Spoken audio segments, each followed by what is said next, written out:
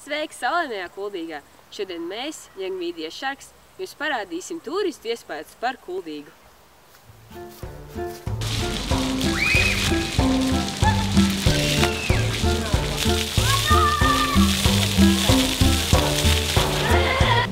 Tā kā ir vasaras sezona, tad galvenie pasākumi, kas notiek jūlijā, bija pilsētas svētki.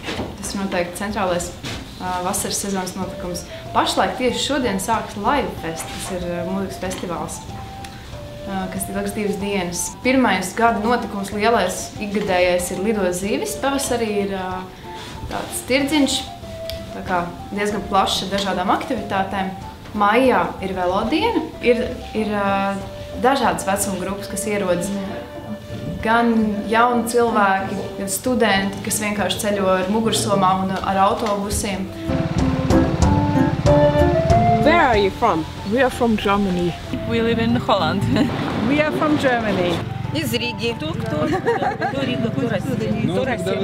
We are interested in visiting several countries, so we decided to come to Estonia, Latvia and Lithuania this time. We should watch this bridge and this small waterfall. Small? It's very big. Yeah, just it's low, but it's loud. It's the biggest in Europe. Yeah. And the nature is special, with the waterfalls. So that's The waterfalls, the 2 waterfalls.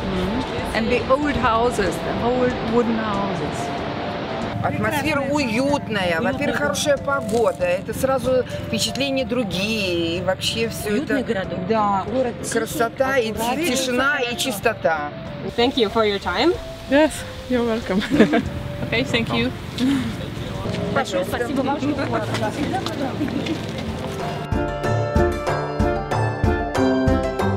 Pirmkārt, jūs paši redzat, kas par kolosālu vidi. Otrām kārtām tā ir pilsēta ar gan foršām kultūras tradīcijām, gan arhitektūriski ļoti skaista, iedvesmojoša. Es domāju, ļoti draudzīgi, īpaši, ja jūs paši redzējāt, ir tās foršās kafejnīciņas, kur pasēdēt, ir daudz ko redzēt, ļoti labi izskatās Kuldīga fotogrāfijās. Kuldīga tik tiešām viena no skaistākajām pilsētām Latvijā, uz kuru dodas neviens turists. Kuldīga, tās simboli visnotaļ noteikti ir vecpilsēta, Ventas rumba un tilts.